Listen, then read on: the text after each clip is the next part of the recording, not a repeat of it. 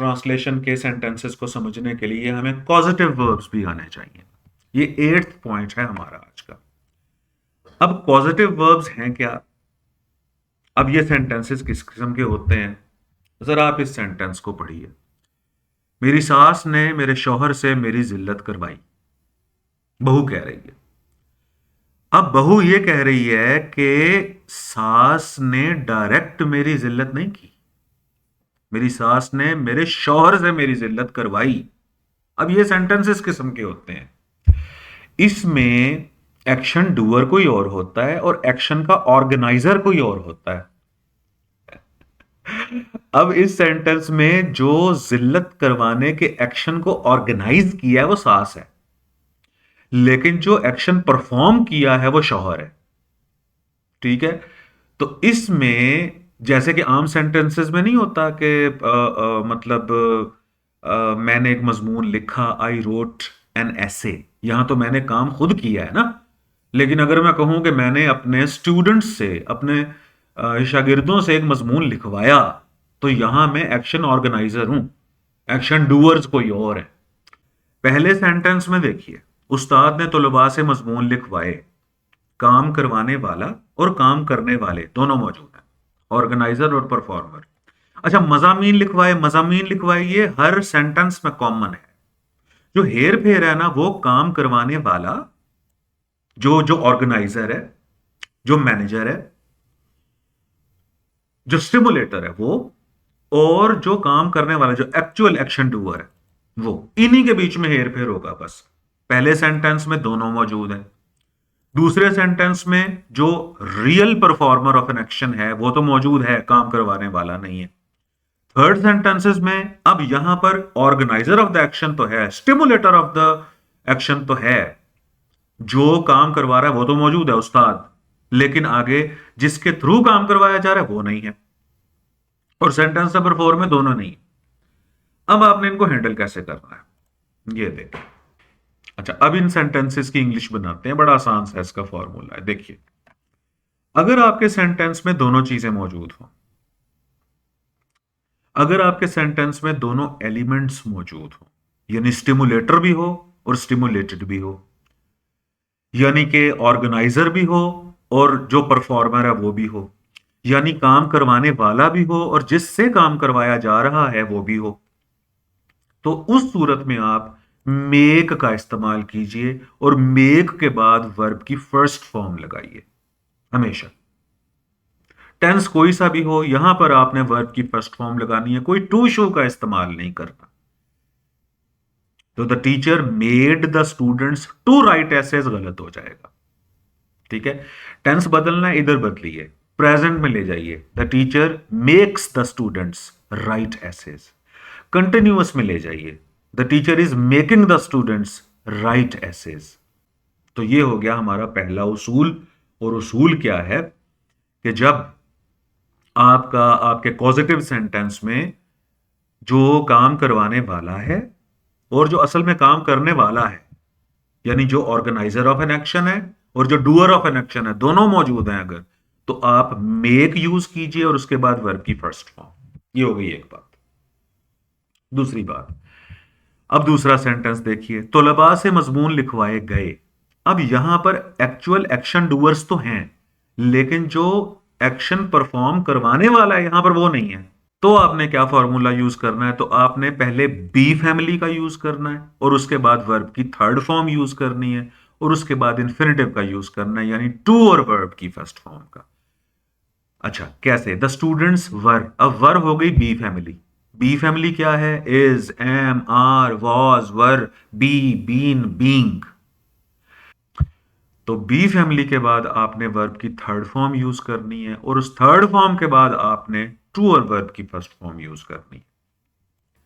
अगर यहां पर होता तलबा से मजमून या तलबा से मजामीन लिखवाए जाते हैं, तो यहां पर आ जाता द स्टूडेंट्स आर मेड, यहां वर्क की जगह आर आ जाता, आर आ जाता, are made to write essays. अच्छा, अगर यहां पर यूं सेंटेंस होता कि तलबा से मजमून लिखवाए जा रहे हैं, तो यहां पर आ जाता the students are being made. तीसरा उसूल है उस्ताद ने मज़ामीन लिखवाए।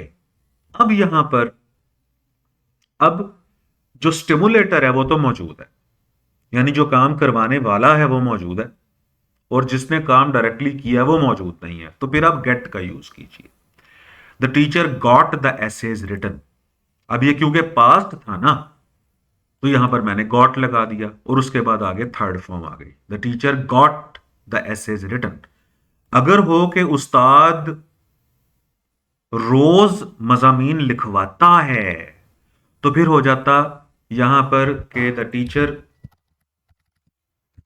गेट्स द एसेज रिटन, और आगे एवरीडे आ जाता या डेली आ जाता। ठीक है, तो जब स्टिमुलेटर मौजूद हो, काम करने वाला मौजूद हो, और जिससे काम करवाया जा रहा है वो मौजूद ना हो, तो आप गेट और वर्ब की थर्ड फॉर्म यूज किया कीजिए। और अगर दोनों ही मौजूद ना हो, अब सेंटेंस नंबर 4 देखें, मजामीन लिखवाए गए, ना यहां पर स्टिमुलेटर है ना यहां पर स्टिमुलेटेड है, ना यहां पर काम करने वाला है और ना वो है जिससे काम करवाया जा रहा है। अब इसके फॉर्मूला को देखते हैं। पॉइंट नंबर 1, अगर काम करवाने वाला और जो काम करने वाला है दोनों मौजूद हों, तो आप लोगों ने मेक और वर्ब की फर्स्ट फॉर्म लगानी है। मेक और वर्ब की फर्स्ट फॉर्म। अच्छा, मेक का मेड बना दो, आर मेकिंग बना दो, इज मेकिंग बना दो, हैव मेड बना दो, जो मर्जी बनाओ, आनी उसके बाद वर्ब की फर्स्ट फॉर्म। अब आप ये देखिए कि दूसरे सेंटेंस में स्टिमुलेटर नहीं है, जो काम करने वाला वो मौजूद है, तलबा से मजमून लिखवाए गए। तो इस सूरत में हम क्या करेंगे कि बी फैमिली लगाएंगे और बी फैमिली के बाद मेड लगाएंगे। बी फैमिली हो सकती है is, am, are, was, were, be, been, being वगैरह, और उसके बाद मेड लगाएंगे, और मेड के बाद हम लगाएंगे तो टू और वर्ब की फर्स्ट फॉर्म लगाएंगे। अच्छा, तीसरे सेंटेंस को देखें, तो उस्ताद ने मजामीन लिखवाए। अब यहां पर काम करवाने वाला तो है लेकिन काम करने वाला नहीं है, स्टिमुलेटर तो है, स्टिमुलेटेड नहीं है। तो उस सूरत में हम गॉट, गेट की फॉर्म्स लगाएंगे। The teacher got the essays written, और उसके बाद वर्ब की थर्ड फॉर्म आएगी। मजामीन लिखवाए गए, अब यहां पर दोनों ही मौजूद नहीं है, ना स्टिमुलेटर और ना ही स्टिमुलेटेड। इस सूरत में हम पहले बी फैमिली देंगे और फिर गॉट लगाएंगे और फिर वर्ब की थर्ड फॉर्म लगाएंगे। ठीक है, इसका हम एक और सेंटेंस स्ट्रक्चर बना के देख लेते हैं।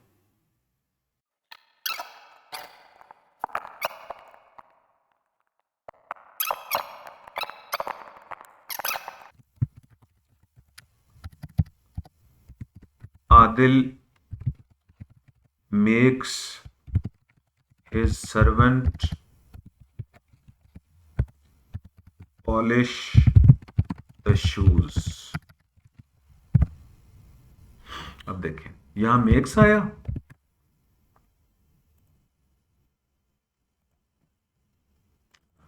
और मेक्स के बाद वर्ब की फर्स्ट फॉर्म आ गई।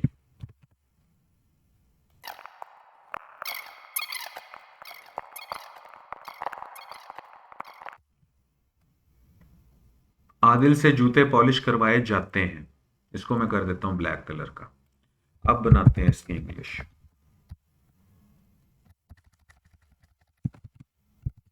Adil is made to polish the shoes. अब हमने क्या किया कि पहले बी फैमिली का यूज किया, बी फैमिली के बाद हमने मेड का यूज किया,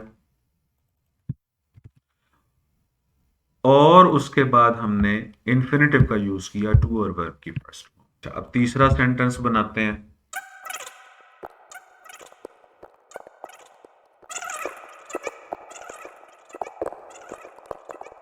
तो आदिल रोज जूते पॉलिश करवाता है, वैसे इंग्लिश बना लेते हैं। Adil gets the shoes polished daily.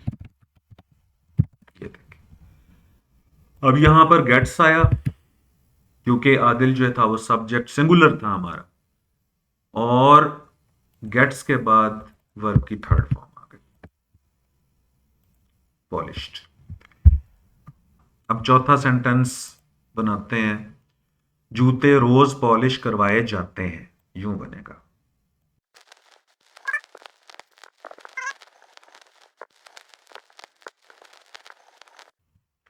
जूते रोजाना पॉलिश करवाए जाते हैं। अब इसकी इंग्लिश बनाते हैं।